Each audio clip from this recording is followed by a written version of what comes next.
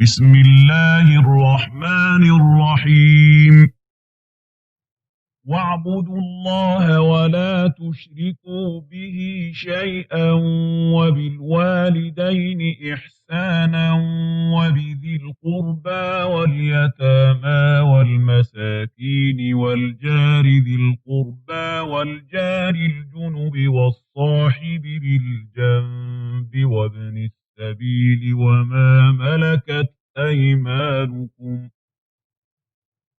إن الله لا يحب من كان مختالا فخورا الذين يبخلون ويأمرون الناس بالبخل ويكتمون ما آتاهم الله من فضله وأعتدنا للكافرين عذابا مهينا والذين ينفقون أموالهم رئاء الناس ولا يؤمنون بالله ولا باليوم الآخر ومن يكن الشيطان له قرينا فساء قرينا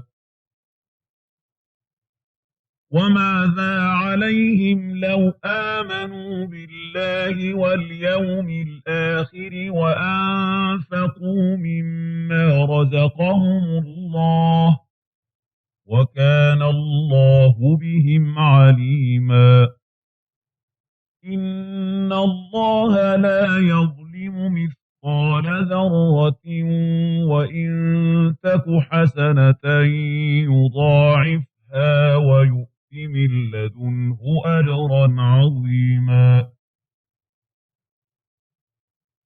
فكيف إذا جئنا من كل أمة بشهيد وجئنا بك على هؤلاء شهيدا يومئذ يود الذين كفروا وعصوا الرسول لو تسوى بهم الأرض ولا يكتمون الله حديثا يا أيها الذين آمنوا لا تقربوا الصلاة وأنتم سكارى حتى تعلموا ما تقولون ولا جنبا إلا عابري سبيل حتى تغتسلوا وإن كنتم مرضى أو على سفر أو جاء أحد منكم من الغائط أو لامستم النساء فلم تجدوا ماء فتيمموا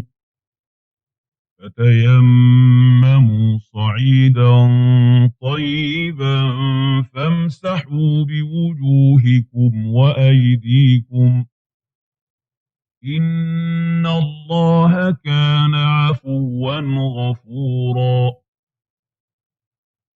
ألم تر إلى الذين أوتوا نصيبا من الكتاب يشترون الضلالة ويريدون أن تضلوا السبيل والله أعلم بأعدائكم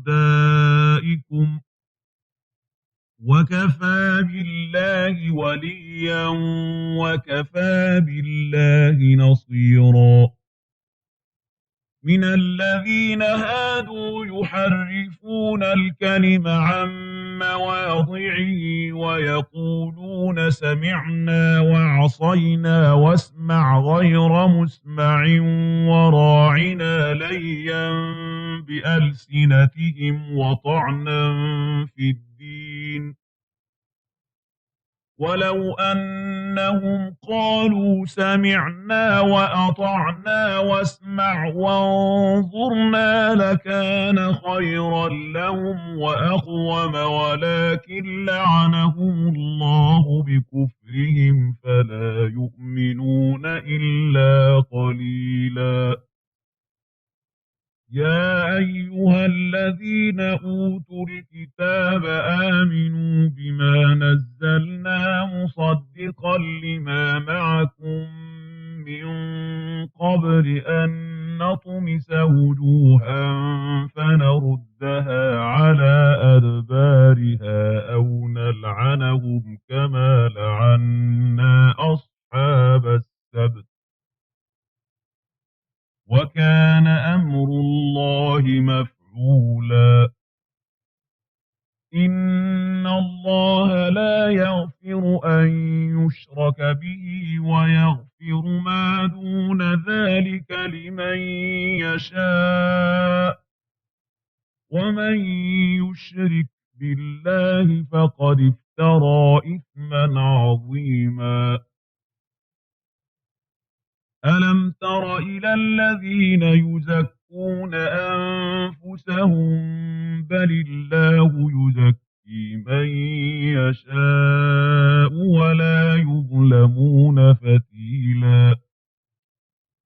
انظر كيف يفترون على الله الكذب وكفى به إثما مبينا. ألم تر إلى الذين أوتوا نصيبا من الكتاب يؤمنون بالجبت والطاغوت ويقولون للذين كفروا هؤلاء أهدى من الذين آمنوا سبيلا. أولئك الذين لعنهم الله ومن يلعن الله فلن تجد له نصيرا. أم لهم نصيب من الملك فإذا لا يؤتون الناس نقيرا. أم يحسدون الناس على ما آتاهم الله من فضله فقد آتينا آل إبراهيم الكتاب والحكمة وآتيناهم ملكا عظيما. فمنهم من آمن به ومنهم من صد عنه وكفى بجهنم سعيرا. إن الذين كفروا بآياتنا سوف نصليهم نارا كلما نضجت جلودهم بدلناهم جلودا غيرها ليذوقوا العذاب. إن الله كان عزيزا حكيما. والذين آمنوا وعملوا الصالحات سندخلهم جنات تجري من تحتها الأنهار خالدين فيها أبدا لهم فيها أزواج